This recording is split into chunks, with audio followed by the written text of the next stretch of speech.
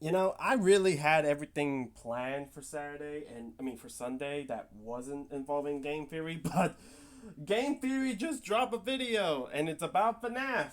And I can't help it. I can't help it. I can't help it. But anyways, guys, welcome back to the channel. This is Juan 54, and today we're going to be reacting to Game Theory. Everything we know about FNAF was a lie. Now, I'm not sure how this is gonna how is everything we learn a lie, and I'm noticing a lack of theory. So the title is making me think like we're gonna be more discussing of FNAF more than is theorizing. But hey, we're here now. So sit back, relax, grab yourself a drink, and let's go. Secret of the Mimic is finally here, and it changes everything. It Our does. understanding of the books, our understanding of the timeline, and our understanding of the characters we've come to know over the last 11 years. But as always, Jeez. I'm here to pull an Afton, or an Edwin, as it turns out, and put it all back together. Hello, Internet! Welcome to Game Theory, All a right. show that's jaw has been hanging open like a badly made Chica costume ever since Ha! the release of FNAF's Secret of the Mimic. And I'm not alone in that feeling. Every single YouTuber has been completely sideswiped by this game. Chica! I can't believe we got Chica! Hey! Oh my god, there she is! That's insane! Why has it taken us all by surprise? Well, besides the fact the game actually works, mostly, it also did something Wow. that is completely unheard of in a FNAF game. They actually gave us a story. And I don't mean the super cryptic kind that we have to spend years and years figuring out. Ha! I mean the kind that actually helps us move forward in this franchise. Indeed, Secrets of the Mimic really does present. Oh, come on. Secrets of the Mimic really does have a linear story, to be honest. Like it really does have a linear story, and I kind of like that now. Like with Security Breach, it's like I don't know. Like Security Breach is like try to escape the Pizzaplex, but with here, it's like the story's there. Like it really does For a long present time, itself. the community has been frustrated with the lack of clarification out there for this series. It's been years of theory upon theory upon theory. And while we have come to certain agreements for parts of it, there are Yeah. still massive sections of the lore that we haven't been able to agree on simply because there's never really been a solid foundation to jump off of. But now, after 11 years of this franchise, Secret of the Mimic came as the earliest entry in the FNAF timeline and said, guys, I got you. Giving us relatively right. clear breakdowns of how the early years of Fazbear came to be, Oh, as the well as secrets. throwing a bunch of hand cranks into the works that make us question everything we knew about this franchise. There's timelines that have been Because why not? We gotta keep that FNAF train rolling, guys. We gotta keep that FNAF train rolling. It gives us solutions, but it also presents more problems. And I'm pretty sure it has something to do with the whole Monty and Roxy being way established even before Security Breach. Like, I kid you not. I was shooketh when I saw that Roxy and Foxy were both presented. They were both pirate mates. And that Foxy used to be like, he had a captain before he became captain. So it's like, huh? I mean, don't get me wrong. I gotta give my boy Foxy respect. This man really ranked up in the world. But still, though, let's keep going. place. Character personas completely shattered, and understandings of where the future of this franchise is going totally flipped on its head. And I intend to theorize about all of it in a 3-part series across the next month or so, focusing on Really? the 3 main characters from this new game. The newcomer Edwin Murray and his family, the big bad mimic, and, of course, Fazbear Entertainment, William Afton, and Henry. All of that will then be followed up with a live talkback with a bunch of other FNAF theorists to discuss the game, our differing theories, and generally just talking about the franchise that we've all enjoyed for so long. Dates for that are TBD right now, so make sure you're subscribed so that when I do announce it, you'll be the first to know. And to make sure you don't miss all of the crazy theories leading up to it, because believe me, you don't want to miss them. There are some real bombshells in this game that I want to explore. But for now, let's start from the beginning. All right, so I'm not gonna lie to you guys. That's a big announcement, to be honest. Like, okay, so we're now going to another three-parter. Great, uh, fantastic. So, and you guys already know I'm gonna be covering it. You guys know I'm gonna be there and react to those videos. Okay, maybe not the live back, but you know, I'll find a way to squeeze that in. But anyway, just be sure you subscribe to the channel so that way you guys will never miss it out because I, I, I don't know, man. Like, I'm excited. But anyways, let's go.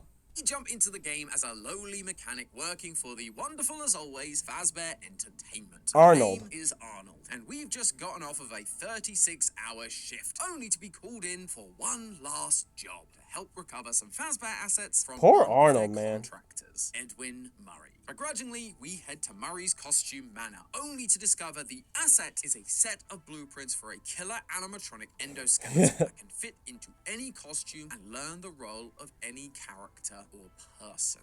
The Mimic. We gain access to different areas of the facility by upgrading our data diver with different permissions from basic to security, repair, all the way up to executive privileges, all while trying to outrun or outweight the Mimic. He's fast. Eventually, we get our hands on the blueprints, My man's only to determined. discover that it wasn't Fazbear talking to us through dispatch. It was the Mimic pretending to be them to get their hands on the data diver.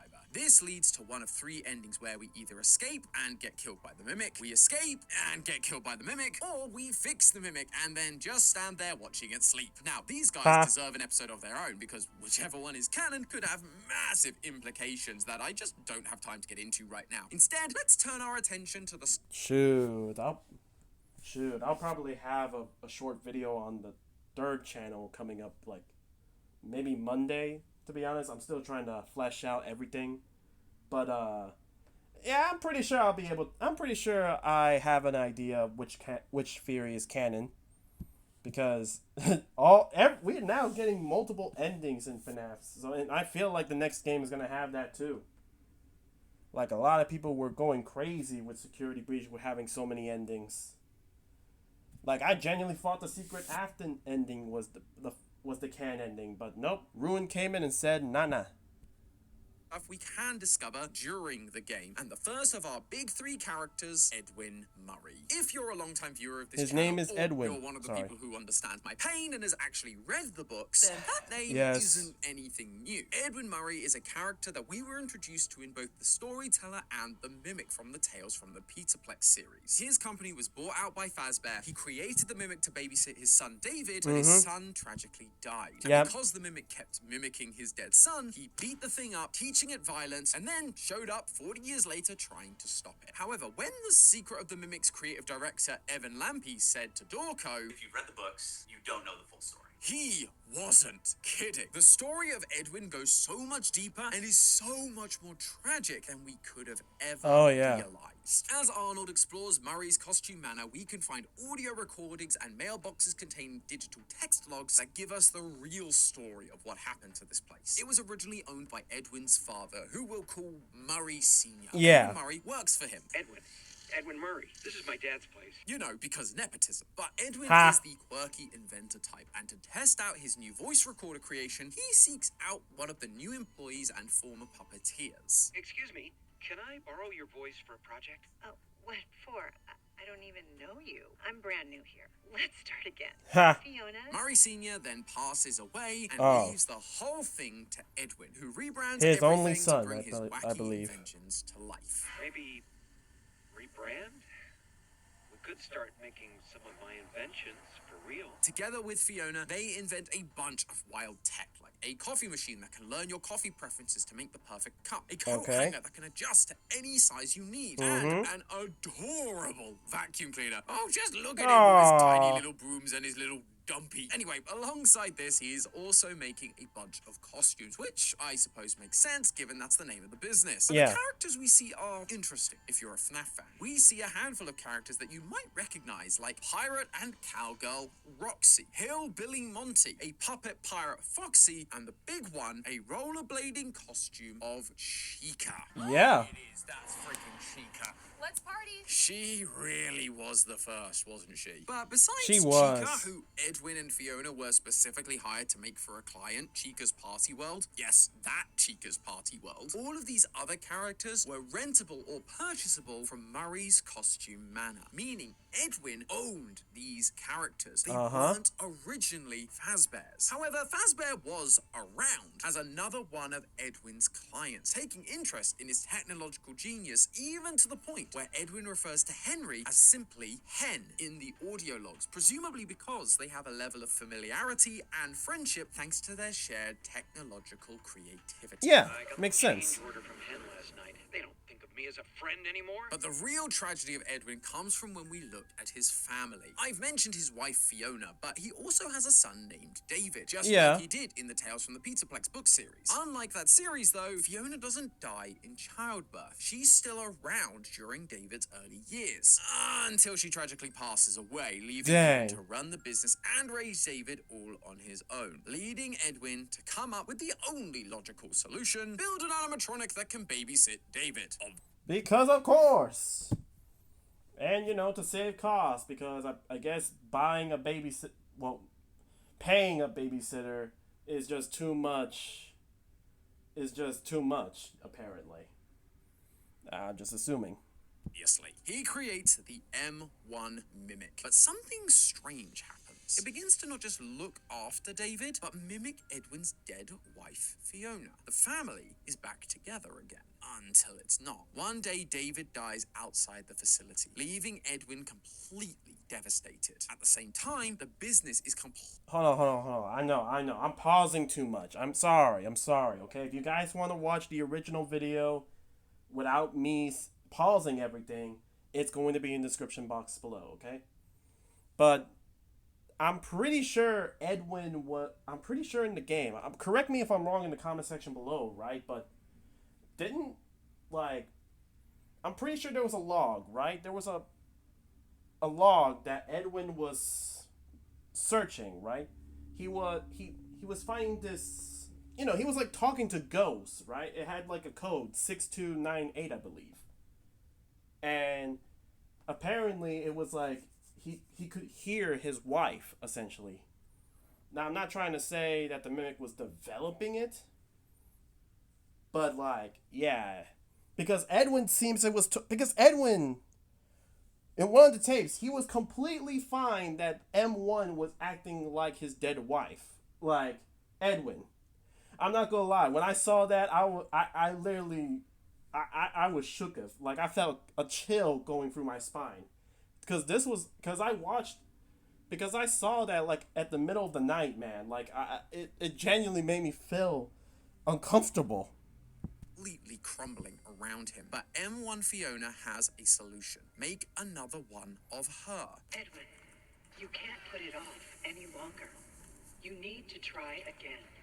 Build another. Make another mimic that would now mimic David so that they could be together again. Edwin isn't convinced at first, but eventually he gives in. He takes M1 out of the endoskeleton, copies the program, and creates M2, putting the new program into the endoskeleton. And it works. M2 begins acting like David, but it's too much for Edwin to handle, and he snaps, beating the animatronic, breaking its legs, and teaching it the valuable lesson of violence that Arnold now gets to experience firsthand. With that failure under his belt and the business still struggling, Edwin locks himself away with his final Fazbear project, a restaurant called Freddy Fazbear's Pizza. But M2 has other plans. It destroys the house, and Edwin is never seen or heard from again. It's a real sad ending, but you see what I mean about how it upends a lot of what we thought we knew? We've got characters we thought were Fazbear's now created by someone else. We've got a wildly different setup to Edwin and his family than we saw in the books, and this is just the top level stuff that's been given to us on a plate. The more you dig into these things, the more things begin to change and shift our understanding of the entire franchise. But we've got some time, so let's keep things simple for now. We've been given a bunch of information about Edwin, his family, and his company. But what is the timeline of these events. This is FNAF after all. Timelines are a staple for FNAF theorists Ha! everywhere. And I don't just mean a vague order of events. I mean cold, hard dates. Well, as you might expect, this game is pretty careful to leave those sorts of details hidden, only giving us months or days for dates at best. They even block out years so we can't place exact details. Dang. But when has that ever stopped us before? Let's start with the very first teaser for this game. In it, we saw the number 1979, yeah, 1979. showing up on a film reel, giving us a pretty good indication that that was when this game would take place. And once we boot up the game, that does seem to still be the case. In Arnold's van, we come across his work order to collect an endoskeleton from Murray's costume manor. The job he is literally on. That work order contains both an issue date and a signing date, which both Ooh. end up being the same date, September 7th, 1979. I suppose that means that the mimic not only faked Dispatch's voice, but also sent a fake work order? And wait, does that mean that Arnold has a fax machine hidden in this van? What other mysteries does this van hold? Oh, Arnold, you teasing enigma. So, okay, we have the My man's an anomaly. He needs to be stopped. end of our timeline for this game, but as I've kind of already mentioned, that's like the least interesting part of this game's story. We're really here for the Edwin Murray drama, but don't worry, I think we can figure that one out too, thanks to FNAF's longest running trope, dead kids. Dang A it. kid, specifically his son, David Murray. Wait, you're not David What Murray. the heck? You're Jafufu, the newest S-rank agent from today's sponsor, Zone Zero. Does that tell you about the timeline of David Murray? At the end of the game, you're given a choice. Either give the data diver back or execute something called parachute.exe. This opens up a hatch in the floor leading to the R&D department and the Murray's house that's on top of the hill near the factory. While trying to avoid M2, you can come across 5 film reels showing some good old-fashioned Murray family home video for David's birthdays. First is a little uneventful. He gets scared by a new Pirate Roxy puppet and is given his iconic white tiger plushie. The second, Edwin misses because he's too busy working. The third, Edwin breaks the news to David that Mummy isn't coming back. By the fourth, we see Edwin give David his slide that we see out the front of Murray's costume manor, with the robotic voice of M1 Fiona coming from off screen. And then finally, we get number 5, where we see Fiona in all her mimicky animatronic glory. She made a cake for David's birthday and is asked to go outside and collect David before the party gets started. And it's that last video that is crucial to solving this mystery. When M1 Fiona presents her cake, we can see the room she's in, and it's not the Murray's family home like all the others. This is actually an office inside Murray's costume there manor. was And an we know office. that because if you're willing to spend a lot of time avoiding rollerblading Chica, you actually get to see this room firsthand, complete with all the same decorations. Oh my gosh. Happy birthday, David. The place looks abandoned. The food has been there a while. Oh, that is nasty. You couldn't even throw out the pizza. Oh, that is beyond. I know Gordon Ramsay is clenching his chest right now, man. Ah, heck. I know Luffy would never touch it. All molded over. And we find out why thanks to the text logs that we have to collect to figure out the password for this room. On December 1st, Edwin sends out a work memo telling the workers that they need to be here on Saturday for David's party. Then there's a bunch of more light-hearted, jokey messages between the other employees about the room code, but on the 6th, the tone shifts. A message tells everyone that the party has been cancelled due to recent tragedy events. With the state of the room, the notices we find about not bringing children to work, and the fact that the playground Edwin refers to must be the play park he got David for one of his birthdays, the one near the loading bay, the one he was warned would be too dangerous to have a kid near. Look, I get your concern. I do. But they're all just grounded. This is the perfect spot for David's playground. It all adds up to this being the day that David died. On Saturday, December 6th, everyone was there, gathered together just like Edwin had asked, only for M1 to go down to find David and report him dead. Okay, everyone hide. Fiona, go get him. Saturday was the day of the party, and that cancellation message was sent out the same day. December 6th was only on a Saturday once in the 1970s. 1975. Now, given we have 5 film reels, you'd assume that would be this 1975, dang. Now what the heck happened to 1979?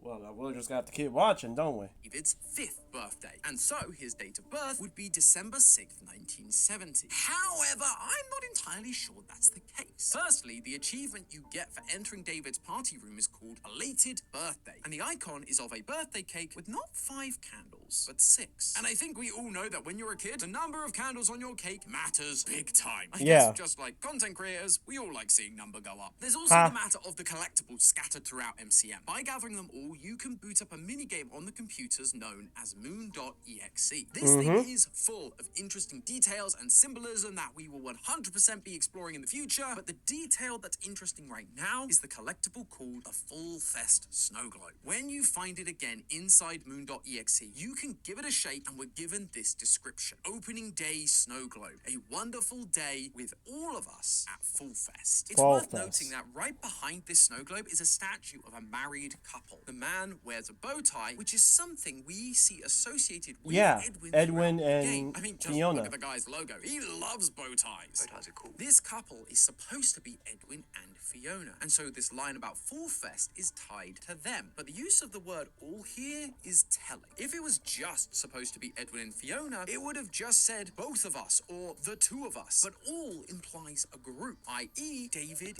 was also there. present. Thanks to Help Wanted 2, the earliest Full Fest we know about happened in 1970. So for this to be a big opening day, to the point where Fazbear creates a special snow globe, it's likely that it's that year being referenced, 1970. And if Scott cares at all about giving this series any kind of logical consistency, Full Fest would likely have to happen in the autumn.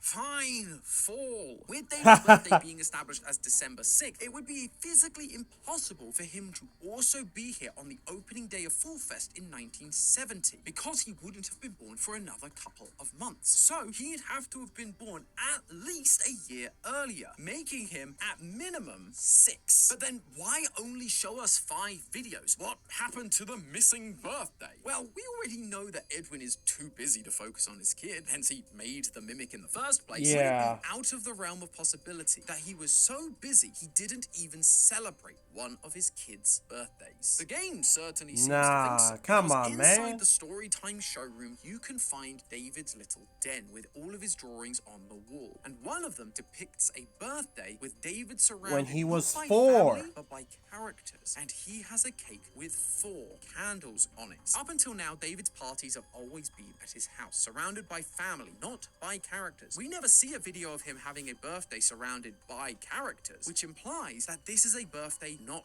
caught on camera. Edwin missed his son's 4th birthday. He was so busy trying to save the company and possibly even building M1 that he got his staff to dress up as characters and look after him instead. Then, a year later, You know, I do feel bad for Edwin, right? I do feel bad for him. I do. But you mean to tell me that he not just missed 1 birthday party, he missed 2. Okay. Come on, Edwin. Come on, Edwin. Come on. You gotta step up the game, brother. You gotta step up the game. That's just crazy. David gets his big slide, and suddenly M1 Fiona exists to take care of David. This puts David's 6th birthday in 1975, therefore his date of birth is actually December 6th, 1969. Nice. From here, we can actually extrapolate a few other dates and start to put things into a rough timeline. We never get exact ages for Edwin and Fiona, but we do know that David was their first and only child. In the late 60s and early 70s, the average age of first-time parents was 21.4 years old. And looking at marriages in the late 1960s, the average man was 23, while the average woman was about 20 when they got married. If Fiona is following these averages, that would mean they pretty much had David just over a year after getting married, putting their wedding in 1968. On top of that, the average length of an engagement for a couple in the 1960s was around just 3 to 6 months, with the ideal scenario being a fall engagement with a spring or summer wedding. And most would only have been dating for 6 months prior to that. So Fiona and Edwin most likely would have gotten engaged in the fall of 1967 and probably only started dating earlier that year. But as I've already told you, this relationship ends far too prematurely. One of the audio logs we find throughout the facility is a voice recording left by Fiona to Edwin explaining that she needs to go to one of their clients' events to make sure nothing goes wrong. I have a theory on that, so I'm not gonna talk about it now, but do expect that on the third channel, Juan Extras. I'm pretty sure we're. I've been doing a lot of theories in the background, right? So definitely one of these I gotta talk about because I have a hunch about this. All right, because something feels fishy about Fiona going to Fall Fest. Something's fishy going on over there. But I'm just gonna have to wait. We're just gonna have to wait and see, or subscribe to the third channel, so that way you guys never miss it when I do release it. Maybe around like Thursday I'll release it. I have to go help the Fall Fest crew. I just have this terrible feeling like I need to be there so nothing goes wrong. Now, remember that part of Moon.exe I mentioned earlier that shows us the married couple? The one representing Edwin and Fiona with the full fest snow globe at their feet? Well, the woman's statue is described as being burnt and blackened. There's also a stall nearby that focuses on sewing materials, like a stand for someone who was maybe there to help with costumes and puppeteering, similar to what we know Fiona was capable of. That stand is also completely burnt down and destroyed. Putting all of that together, it clearly tells us that the event Fiona went to was Fall Fest, the Fazbear Carnival we've been theorizing about for so long. And just as we've been predicting, it absolutely did end in fire, taking Fiona's life with it. Edwin breaks this news to David on his 3rd birthday, and as we've established, Fall Fest should happen in the fall just before that. So that puts Fiona's death sometime between September and November 1972.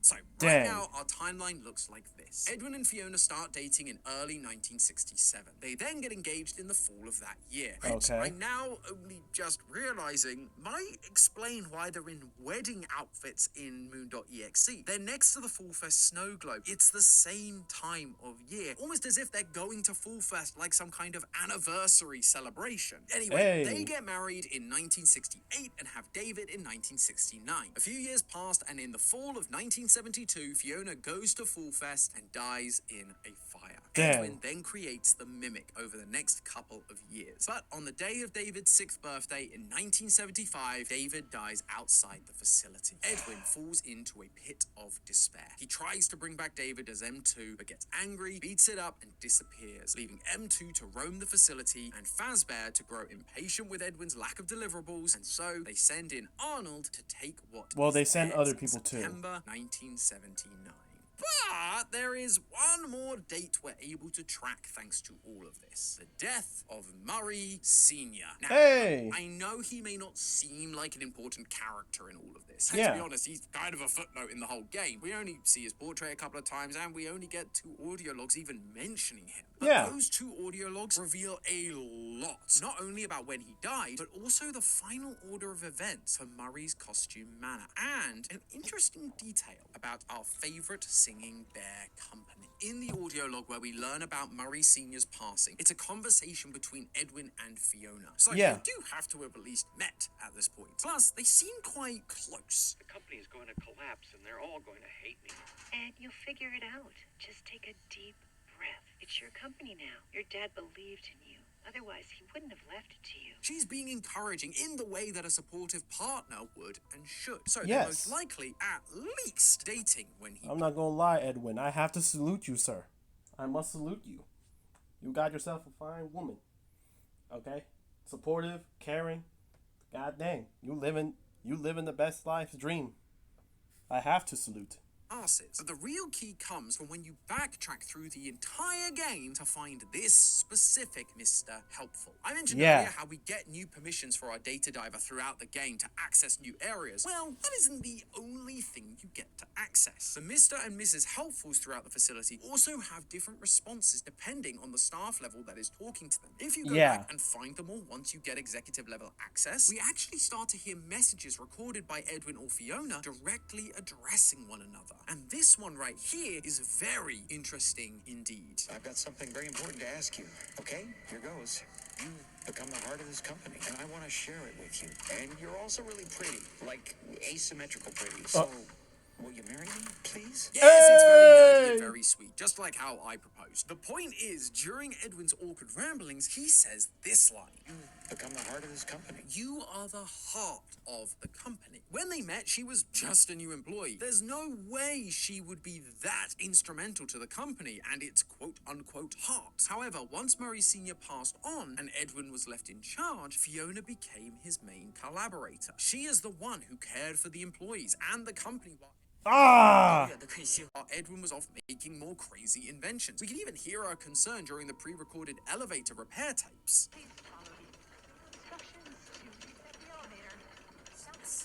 It feels like she's reading a script and she's kind of concerned about what she's reading. It's only once Edwin takes over that Fiona has the opportunity to fill the position as the heart of the company. And also, I mean, this recording is on a helpful. One of the things that Edwin would only have been able to install fully once he'd taken over. Could start making some of my inventions for real. All of that to say that Murray Sr. died sometime between Edwin and Fiona dating and them getting engaged, placing it sometime in 1967. Dang. And that's an important detail because while it seems early in most timelines for this franchise, Murray Sr. Oh, I don't know what happened. The volume spiked. Was it me? No, it was not me. It was the audio of the video. It spiked. Appears to have some kind of connection with Fazbear Entertainment, even before he passes and hands the company over to Edwin. In a number of the audio logs you can find later on in the game, it becomes very clear that Edwin is getting a little bit paranoid. Edwin, never forget, they're behind it. Don't trust them. Never tell them they want to destroy you. Dad was right. Now, you may be asking, who is this them, and what is it he's not supposed to be telling them? Well, through another couple of Let me audio guess, and it's text William logs, and Henry. both of those answers become quite easy to figure out. In literally the next audio log you can obtain, Edwin tells us that there's a leak in the company. I figured it out. There's a leak. Someone told them about M2. Well, they can't have it. M2, the brand new mimic that can adjust to any costume and mimic any character or person, is what's being leaked. With that in mind, the they becomes even easier to figure out. A bunch of the text logs have a consistent running theme. Working for Murray's costume manor sucks. They want out. One more injury and I'm out of here. I mean it this time. Barb, I swear, if I hear that song one more time, I'm going to tear that dolly off her hinges. I have no clue how much longer I can take it here. Some of them leave on their own accord, while others are being poached by a rival company. We're almost there. I need the rest of Murray's Oh! sooner the better. You get Oh! and I can sweeten the deal. How would you like to manage one of the new franchise locations? W.A.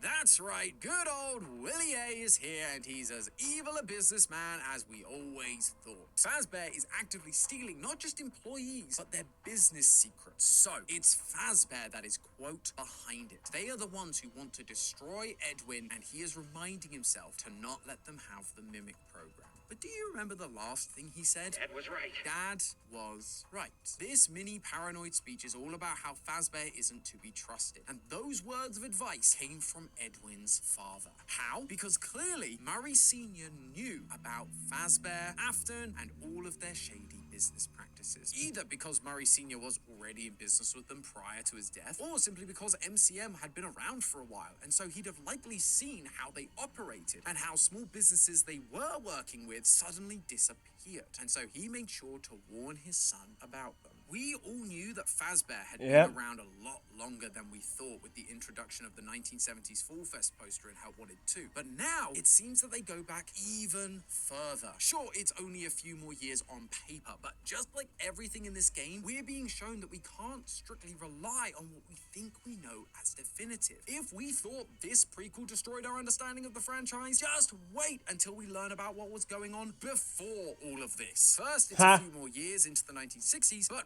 who knows how far back it goes? Maybe Matt and I weren't so far off with the whole singing bear in the 1930s. But hey, that's just a theory. A game theory. Nah, if they ever showed a FNAF game that goes back in 1930, MatPat, you gotta come back.